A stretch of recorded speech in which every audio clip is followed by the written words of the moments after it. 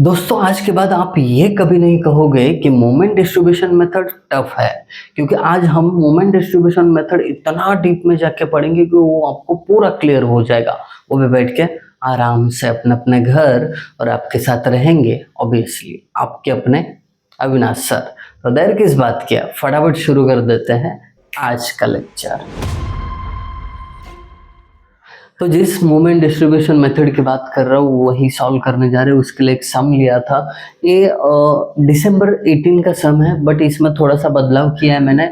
किसी सपोर्ट को सिंक दिया था, मतलब कोई सपोर्ट सेटल हो रहा है तो वो मैंने हटा दिया, इसको बेसिक सम बना दिया है ताकि बेसिक चीज़ें क्लियर हो जाए, और फिर उसके बाद हम वो सिंक वाले भी सम सॉल्व करने वाले हैं। बट उससे पहले बेसिक चीज़ें क्लियर करवाते हैं। इससे पहले भी एक वीडियो अपलोड कर चुका हूँ जिसमें 2 स्पैन बीम था, इसमें 3 स्पैन है। तो 2 स्पैन में आपको ये डिस्ट्रीब्यूशन टेबल वगैरह सब कुछ इजीली क्लियर हुआ था। खाली मोमेंट डिस्ट्रीब्यूशन टेबल जो है इसमें आपको क्या कैलकुलेशंस करने पड़ते हैं ये थोड़ा और क्लियर करवा देंगे इस सम में। देखिए, सबसे पहला स्टेप तो ये होता है कि आपको जो भी बीम दिया है उसके स्पैन पे फिक्स्ड एंड मोमेंट निकालो। उसका कायदा क्या कहता है कि भाई साहब हर स्पैन को आप फिक्स बीम जैसा अज्यूम करो, फिर इधर से हार्डी क्रॉस साइन कन्वेंशन के तहत इधर से एक मूवमेंट इधर से एक मूवमेंट आता है। तो पहला एंटी क्लॉकवाइज होता है, दूसरा क्लॉकवाइज होता है। तो उसी के तहत A to B M A B ये माइनस होगा क्योंकि ये एंटी क्लॉकवाइज, या फिर ऐसा कह सकते हो लेफ्ट से राइट की तरफ जा रहे हो तो माइनस, और राइट से लेफ्ट की तरफ आ रहे हो तो प्लस। सिंपल है। अब एम ए बी स्पैन पे लोडिंग इसेंट्रिक है, तो ए से बी पे जा रहे हो तो W A B square by L square. A को नजदीक 3 है, उसके सर पे कोई बोझ नहीं, बी दूर का है तो उसके सर पे बोझ, डिवाइडेड बाय एल स्क्वायर मतलब 4 का स्क्वायर। इसको कैलकुलेट करेंगे -4.69, ये आंसर आएगा। ये सब कुछ लिख के रखा है ताकि समय बचे। आगे बढ़ता है एम बी ए। देखिए बी ए राइट से लेफ्ट में आ रहे तो plus W B A square by L square. B को नजदीक 1 है तो 1 के सर पे कोई बोझ नहीं है, बट ए जो है दूर है ना, बी को पहला 1 आता है फिर 3 आता है तो उसके सर पे बोझ।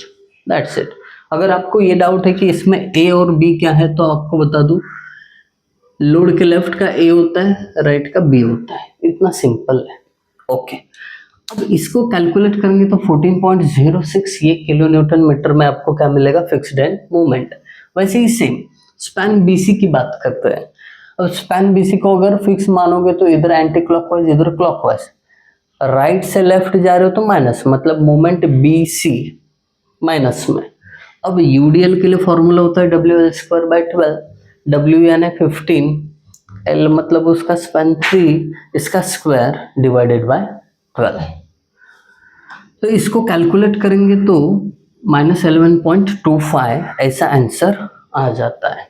यही बात समझ में, तो ये भी क्लियर आउट हो गया। फिर सी बी मतलब राइट से हम क्या हो रहे हैं, लेफ्ट की तरफ आ रहे हैं। तो राइट से लेफ्ट की तरफ आ रहे हो तो क्या, प्लस साइन, फॉर्मूला वही क्योंकि लोडिंग सेम है। W L square by 12 is equal to values W का 15, एल 3 है। आगे बढ़ते हैं, कैलकुलेशन 11.25 खाली प्लस में।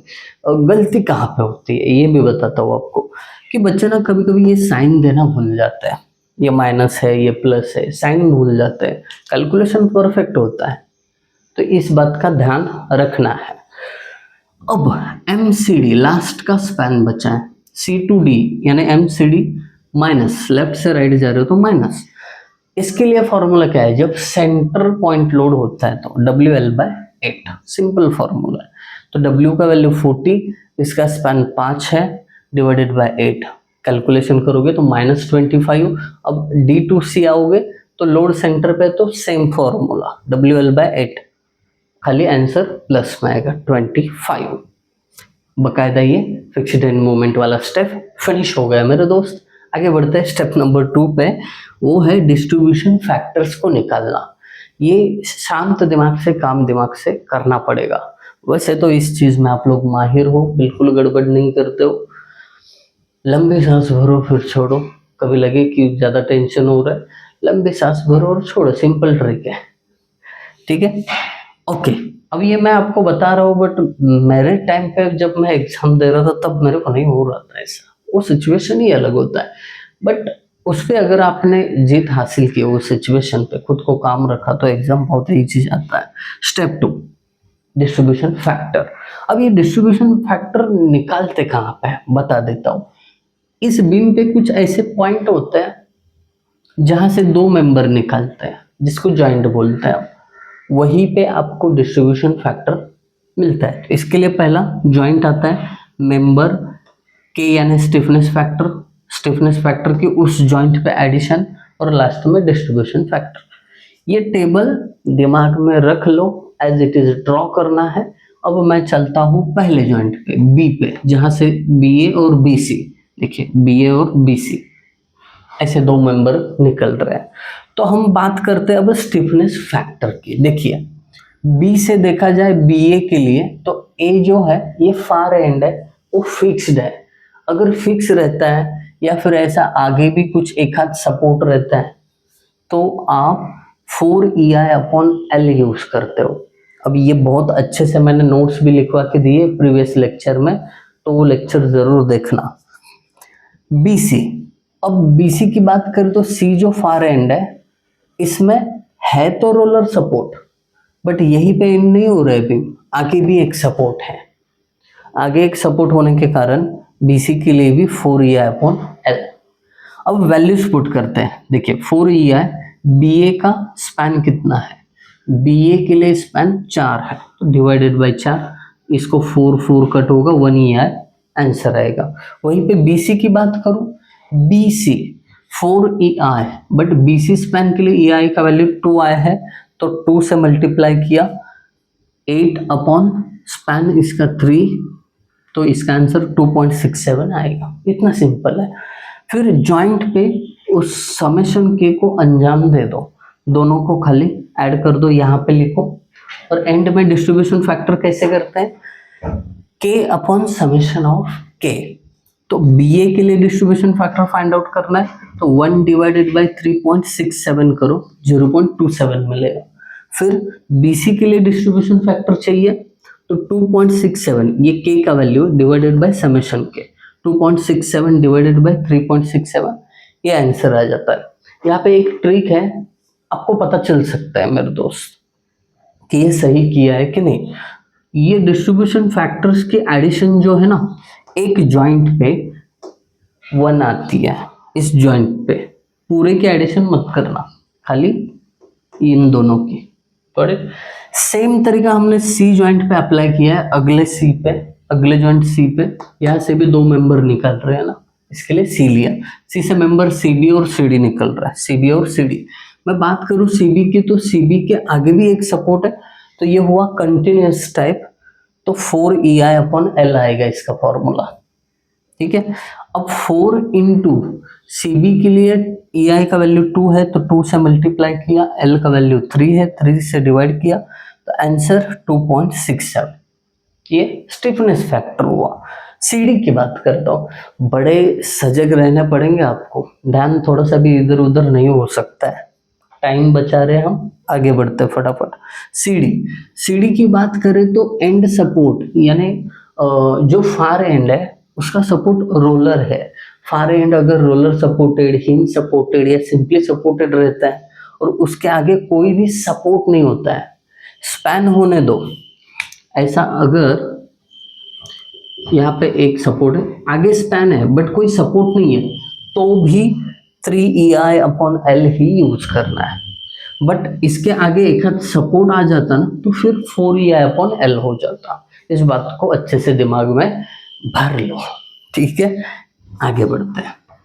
अब CB की बात करें तो वो हम समझ गए, CD की बात करें तो EI का वैल्यू I ही है, तो 3EI/ स्पैन 5 है, 5 से डिवाइड किया, 0.6 आया, इन दोनों को ऐड किया, 3.27 आया।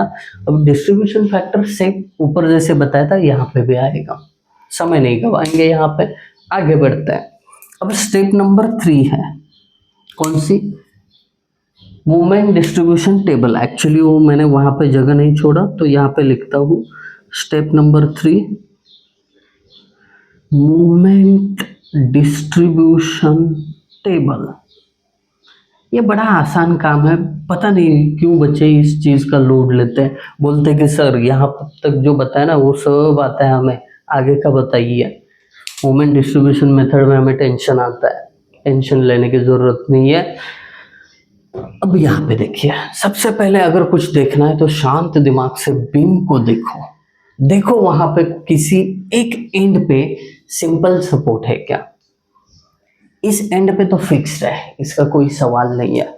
इस एंड को देखूं तो यहाँ पे अगर हिंज, रोलर या सिंपल सपोर्ट तीनों में से कोई भी प्रेजेंट हो तो पहली फुर्सत में उस एंड की फिक्स्ड एंड मूवमेंट जीरो करनी है। क्या समझे कि अगर रोलर, सिंपल या हिंज सपोर्ट दिखे रे दिखे, उस एंड पे फिक्स्ड एंड मूवमेंट को जीरो करते हैं, जिसको हम एंड करेक्शन भी बोलते हैं। अब ये क्यों करना है? क्योंकि आपको पता है एंड पे अगर कोई सिंपल सपोर्ट आता है, एक ही रिएक्शन ऊपर की तरफ आती है तो मूवमेंट जीरो हो जाती है। उसी चीज को ध्यान में रखते हुए आप क्या करो, डी पे फिक्स्ड एंड मोमेंट जीरो करो, जिसको बकायदा टेक्निकली क्या बोलते हैं? And correction. एंड करेक्शन है ना, एंड करेक्शन मतलब एंड पे मोमेंट जीरो होनी चाहिए तो वो करेक्ट कर लो। यहाँ पे 25 है ना, उसको जीरो कर लो। कैसे करते हैं? बड़ा आसान तरीका है, मैं समझा देता हूँ। ये देखिए, यहाँ पे +25 है ना, उसका अपोजिट साइन देके सेम वैल्यू लिखो, जैसे कि -25। ठीक है, इस 25 का करना क्या, आधा वैल्यू इसका ना डिवाइडेड बाय 2 इधर भेज दो। 25 का आधा क्या होता है? 12.5, बट ये माइनस है तो माइनस एज इट इज भेज देना, सिंपल। अब ये होने के बाद ना दोबारा फिक्स्ड एंड मोमेंट लिखो, क्योंकि एंड करेक्शन किया है ना, फिक्स्ड एंड मोमेंट ये दोबारा लिखना। देखिए, इस फिक्स्ड एंड मोमेंट में कोई चेंज नहीं हुआ, एज इट इज आएगा -4.69, ये भी एज इट इज आएगा 14.06, ये भी एज इट इज आएगा, ये भी एज इट इज आएगा। बस यहाँ पे इन दोनों को ऐड करके लिखना पड़ेगा, बस इतनी सी बात है। दोनों को ऐड करो, ये 37 माइनस माइनस है तो -37.5 हो जाएगा, और इन दोनों को ऐड करोगे तो 0 हो जाएगा। अब आया ना ऊंट पहाड़ के नीचे, जैसा रूल चाहता है वैसा हो गया मेरे दोस्त। अब टेंशन न ले, आगे बढ़ते हैं। देख, यहाँ से शुरू हो जाता है असली टास्क। ये तो जो प्रीवियस इसमें किया था वो लिखा है हमने। अब सबसे पहला स्टेप रहेगा कि आप समेशन ऑफ m करो। ये जो फिक्स्ड एंड मूवमेंट है ना, इनकी सम करनी है, बट कहाँ पे, ये मत भूल मेरे दोस्त, ये समेशन m केवल आपको जॉइंट पे ही करनी है, ऐसा जॉइंट जहां से 2 मेंबर निकले हो। और एक चीज, जब आप टेबल बनाओगे ना, बहुत सारे बच्चों को गलती करते हुए देखा है मैंने, ये जो वर्टिकल लाइन है ना टेबल का, खाली जिस पॉइंट से 2 मेंबर निकल रहे हैं ना वहीं पे बनाना। और स्मार्ट मत बनिए, अच्छा दिखेगा, मार्क्स ज़्यादा मिलेंगे, कोई कुछ नहीं होगा, कंफ्यूजन होगा खाली। उससे बेहतर है कि जहाँ से 2 मेंबर निकल रहे हैं ना, खाली उसी पॉइंट के नीचे लाइन बनाने हैं। ठीक है, बहुत बढ़िया। अब समेशन m कहाँ पे करना बोला मैंने, कि जहाँ से 2 मेंबर निकल रहे हैं खाली वहीं पे, मतलब यहाँ पे एक, यहाँ पे एक। कैसे करते हैं देखिए, अगर मैं ये दोनों को ऐड कर दूं तो एडिशन कितना आएगा, 14.06 प्लस माइनस माइनस हो जाएगा -11.25, ये आ जाता है 2.81 प्लस का 2.81। ठीक है, प्लस का 2.81। अब इसमें लिखते समय खाली साइन को चेंज कर दो, प्लस आया था माइनस कर दिया, दैट्स इट। अब आगे बढ़ते हैं, 11.25 प्लस माइनस माइनस हो जाएगा 37.5, ये आएगा 26.25, बट माइनस आया है 26.25। साइन को ऑपोजिट करो बस, दैट्स इट, बात खत्म, रफा दफा कर दो इसको। अब ये होने के बाद थोड़ा सा इसको ऊपर लिखता हूँ, समेशन m। ये होने के बाद क्या करना है, सिंपल सी चीज, summation m into distribution factor, ठीक है, मल्टीप्लाई क्या करना है, डिस्ट्रीब्यूशन फैक्टर के साथ। अब देखिए यहाँ पे तो डिस्ट्रीब्यूशन फैक्टर कुछ है ही नहीं ए बी के लिए, तो इसको 0 लिख दो, और यहाँ पे भी कुछ नहीं है तो 0 लिख दो।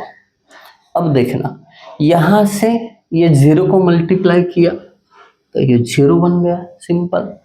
अब ये -2.81 से इस डिस्ट्रीब्यूशन फैक्टर को मल्टीप्लाई करिए, -2.81 इंटू 0.27, ये आ जाता है, रेड पेन को रखता हूँ जेब में, -0.76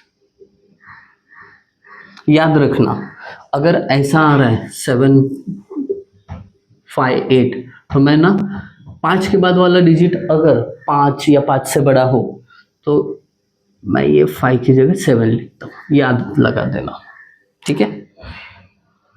अब 0-2.81 इंटू, इससे इसको मल्टीप्लाई किया, ये आंसर है, इससे इसको मल्टीप्लाई करो और इधर लिखो 0.73 -2.05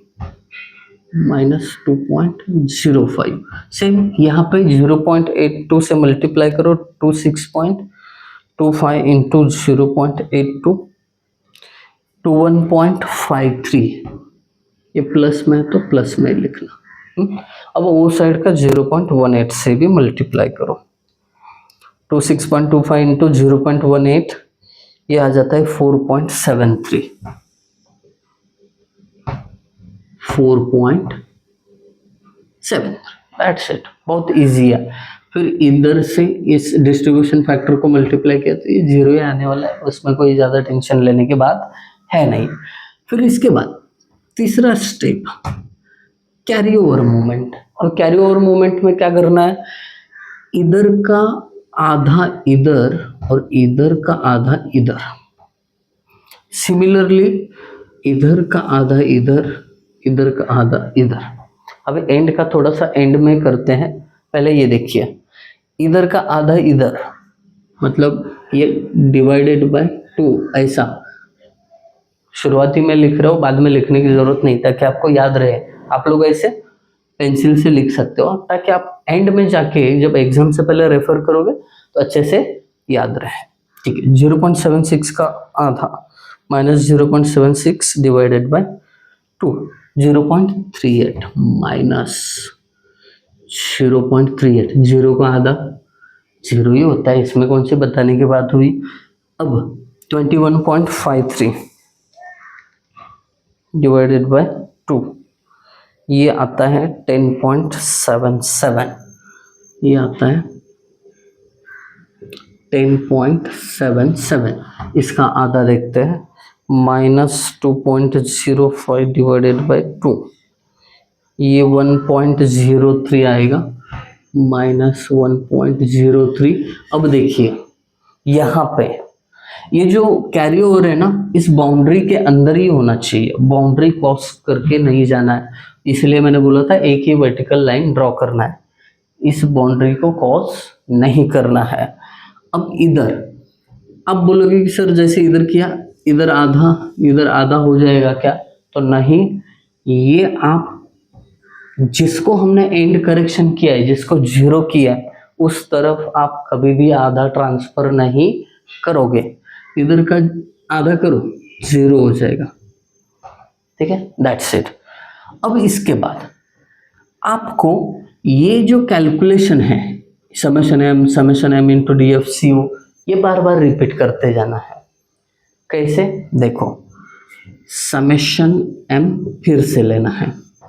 अब ये कब तक करना है, जब तक इस जॉइंट वाली लाइन के लेफ्ट और राइट दोनों तरफ 0 पॉइंट समथिंग नहीं आता, 0 पॉइंट, और यहाँ पे भी कोई भी साइड नहीं बचनी चाहिए जहां पे 0 पॉइंट समथिंग में आंसर नहीं आया हो।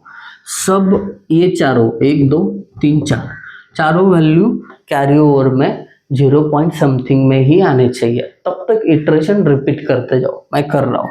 समेशन m मतलब ज्वाइंट पे ही करना है ना, दोनों को एडिशन करो तो ये आता है 10.77। ऑब्वियसली अपोजिट साइन करके लिखा, फिर सर्कल मारा, इधर भी एडिशन किया तो 1.03 आया, एडिशन -1.03 आया, तो इसको अपोजिट किया, दैट्स इट।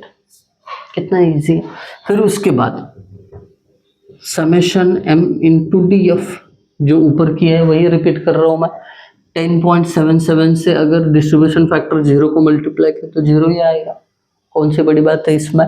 अब इससे इस डिस्ट्रीब्यूशन फैक्टर को मल्टीप्लाई करते हैं, -10.77 इंटू 0.27, ये आता है -2.91, -2.91।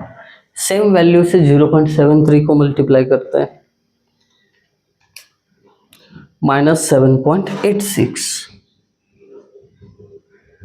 आगे बढ़ते हैं, इससे इस डिस्ट्रीब्यूशन फैक्टर को मतलब 1.03 से 0.82 को, ये आता है 0.84। फिर इसी से 0.18 को भी मल्टीप्लाई करते हैं तो ये आता है हमें 0.19। फिर इसी से इस डिस्ट्रीब्यूशन फैक्टर को तो ये 0। जिम्मेदारी को समझिए, आलस को टालिए, अपने आने वाले फ्यूचर पे फोकस करिए, आलस टाल दीजिए। आगे अभी कैरी ओवर करना है। CO कैसे? ऐसे ही, हाफ इधर हाफ इधर। अब शुरुआत है तो थोड़ा एरोज वगैरह दिखाता हूँ, बाद में ये भी दिखाने की जरूरत नहीं है, आपकी कंफर्ट के लिए। -2.91 डिवाइडेड बाय 2, -1.46, ये देखिए -1.46, 0 का आधा 0 ही होता है मेरे भाई। आगे बढ़ते हैं, 0.84 का आधा, 0.84 डिवाइडेड बाय 2, 0.42, इसका आधा 7.86 डिवाइडेड बाय 2, -3.93। ये साइन को भूलना मत, माइनस है। अब देखो, इधर का तो इधर नहीं जाएगा, बट इधर का आधा इधर आएगा, 0। ये बात समझ में। अब कैरी ओवर में देखिए, कैरी ओवर के स्टेप में इधर तो 0 दिख रहा है, इधर भी 0.4 दिख रहा है, बट इधर 3.93 अब भी है। ये 0 पॉइंट समथिंग में जब तक नहीं आता तब तक कैलकुलेशन करते रहेंगे। अब यही चीज रिपीट करेंगे। समेशन m, ज्वाइंट पे एडिशन 0.42, साइन चेंज कर दिया, माइनस में लिख दिया। अब ये दोनों की एडिशन आती है -3.93, साइन उल्टा किया, लिख दिया। फिर से summation m into D F repetitive करना है। एंड में क्या करना है वो एक ट्रिक है, बताता हूँ, पहले पहुंच जाते हैं। 0.42 से अगर डिस्ट्रीब्यूशन फैक्टर 0 को मल्टीप्लाई किया तो 0 ही आएगा।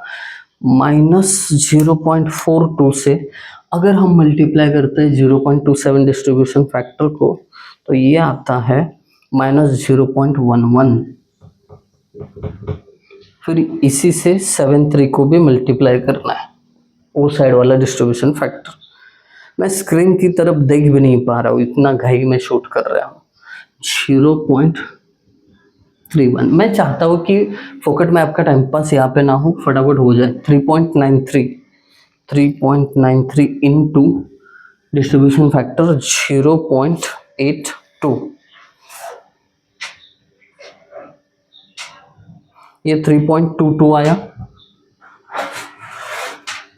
फिर इससे ही 0.18 को मल्टीप्लाई करता है, रिपीटेटिव प्रोसेस है, टेंशन न लो। 0.71 और इधर 0, इससे अगर डिस्ट्रीब्यूशन फैक्टर 0 को मल्टीप्लाई किया तो 0 ही आने वाला है। तो कैरी ओवर आपको पता है, इधर का आधा इधर का आधा इधर, -0.11 का आधा कितना होता है? डिवाइडेड बाय 2 कर लेना, कैलसी यूज करो। 0.06 -0.06, ये तो जीरो ही रहेगा। अब इधर का आधा और इधर का आधा, 3.22 का हाफ, ये आ जाता है 1.61, और इधर का आधा ट्रांसफर कर दो तो -0.31 डिवाइडेड बाय 2 -0.16, इधर का खाली आधा इधर लो, 0। करेक्ट। अब देखिए कैरी ओवर का फिर भी इधर 1.61 है, 0 पॉइंट में अभी भी नहीं आया, और एक इटरेशन करना पड़ेगा।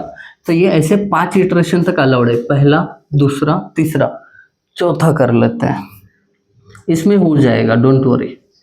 समेशन m, जॉइंट पे एडिशन, थोड़ा सा इसको बढ़ाते हैं, जॉइंट पे एडिशन, ये 1.61 इसका एडिशन आता है, साइन उल्टा किया, माइनस लिखा, ये दोनों को एडिशन, ये माइनस साइन है, -0.16 आता है, उल्टा साइन किया, प्लस हो गया। अब इससे मल्टीप्लाई करना है डिस्ट्रीब्यूशन फैक्टर को इनटू DF, ये तो जीरो ही होगा। 1.61 -1.61 इनटू डिस्ट्रीब्यूशन फैक्टर 0.27। इससे इजी कुछ नहीं हो सकता मेरे दोस्त, थोड़ा लेंदी है, रिपीटेटिव कैलकुलेशन है, बट डिफिकल्ट नहीं है। 0.43 -0.43, राइट साइड में 73 है, उससे भी मल्टीप्लाई कर लेते हैं, -1.18 -1.18। अब इससे 0.82 को 0.16 इंटू 0.82, ये आता है 0.13, बहुत बढ़िया। अब राइट साइड 0.18 से मल्टीप्लाई करता है, 0.03, और 0 से मल्टीप्लाई किया तो 0 ही। अब आपका लास्ट स्टेप है ये कैरी ओवर, इधर का आधा इधर 0, इधर का आधा देखते कितना है, 0.43 डिवाइडेड बाय 2, तो ये 0.22 -0.22, आधा आधा ट्रांसफर। ओके, इधर का आधा, इधर का आधा देखते हैं, 0.13 डिवाइडेड बाय 2, ये आता है 0.07, ठीक है। इधर माइनस में आएगा 1.18 डिवाइडेड बाय 2, 0.59, ठीक है, और इधर का आधा 0।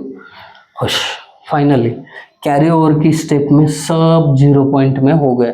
जॉइंट की बात कर रहा हूँ, इधर 0 साइड में, एंड में 0 नहीं आया तो भी चलता है, बट जॉइंट वाली दोनों साइड 0 होनी चाहिए। अब ये होने के बाद आखिरी स्टेप क्या करना है आपको बता देता हूँ। ऐसा एक टेबल का एंड लाइन मारो और लिखो फाइनल मूवमेंट्स, या मूवमेंट्स, बहुत सारे मूवमेंट्स है ना, तो मूवमेंट्स कैसे निकालते हैं, यहाँ पे वर्टिकल एडिशन करना है, बट कैसे, देखिए फिक्स्ड एंड मूवमेंट से शुरू करो और वर्टिकली ऐड करते जाओ, इधर लिखो, लिखते हैं माइनस, पहली जो मूवमेंट है वो -4.69, हाँ इधर से, हाँ फिक्स्ड एंड मूवमेंट जहाँ पे रिवाइज किया ना वहाँ से, तो गलती से दोबारा मत ऐड करना, ये गलती हो सकती है, इधर भी फिक्स्ड एंड है, इधर भी है, तो ये रिवाइज करके लिखा था ना, यहाँ से नीचे, तो -4.69, फिर -0.38, फिर -1.46, नीचे जाने के बाद ये -0.06, और ये -0.22, ठीक है, एडिशन आता है इसका -6.81, तो आपका मूवमेंट ए बी जो है -6.81 आ गया किलो न्यूटन मीटर, सिंपल। अब यहाँ पे भी सेम, बी पे यहाँ से शुरू करो और वर्टिकली एडिशन करते जाओ। बस इसमें ये सर्कल किए हुए वैल्यूज मत लेना, और आप भी ऐसे सर्कल करके ही रखना। तो लेफ्ट साइड की शुरुआत करते हैं। इसका फिक्स्ड एंड मोमेंट 14.06, उसके बाद -0.76, उसके बाद -2.91, उसके बाद -0.11, उसके बाद -0.43, -0.43, 9.85। ठीक है, ये साइड का कितना आता है देखते हैं। -11.25, ये -2.05, +10.77, फिर -7.86, फिर +0.42, किसी वैल्यू को मिस मत करना, फिर -0.31, +1.61, फिर -1.18, और फिर +0.07। इनको ऐड किया तो ये -9.79 आया, -9.79। तो याद रखना, जॉइंट पे लेफ्ट और राइट में हमेशा सेम ही वैल्यू आना चाहिए। 0.99 तक चलेगा, 0.95 तक चलेगा, बट एक से ज़्यादा गैप नहीं आना चाहिए। Okay done. तो ये क्रॉस वेरीफाई हुआ कि हम सही कर रहे हैं। आगे बढ़ते हैं। अब यहाँ पे देखिए, वर्टिकल एडिशन वैसी ही करनी है जैसे अभी आपने की है। फटाफट करता हूँ ये। 11.25 प्लस 21.53 -1.03 प्लस 0.84 -3.93 प्लस 3.22 -0.16 प्लस 0.13 -0.59। तो ये आंसर आता है 31.26। इसका भी करते हैं, थोड़ा लेंदी है बट ठीक है। -37.5 इधर से शुरू करता है, प्लस 4.73 प्लस 0.19 प्लस 0.71 प्लस 0.03, ये आ जाता है 31.84 बट माइनस में। Confirm, perfect. आगे बढ़ते हैं। इनकी एडिशन करो, 0 ही होगा फिक्स्ड एंड मोमेंट से, है ना। तो ये सब करने के बाद एक बात तय हो जाती है कि आपका लेफ्ट और राइट सही आया है, क्रॉस वेरीफाई हुआ है, आप सही हो। बस अभी बीएमडी कैसे ड्रॉ करना है उसके ऊपर ले चलता हूँ आपको। बीएमडी कैसे ड्रॉ करना है, इसका काम हो गया, इसको रफ कर देता हूँ।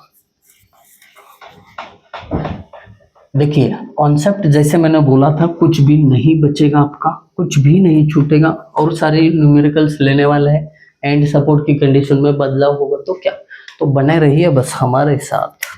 चलिए, ये पॉइंट ट्रांसफर करते हैं हम, है ना, ऐसे लोड पॉइंट और बीम के पॉइंट। अब आप थोड़ा अच्छे से, क्योंकि मेरा तो कोई ये पेपर चेकिंग नहीं होगा बट आपका पेपर चेकिंग होगा। ABCD, देखिए ए पे मूवमेंट -6.81, माइनस हो प्लस हो ऊपर की तरफ ही ड्रॉ करना है।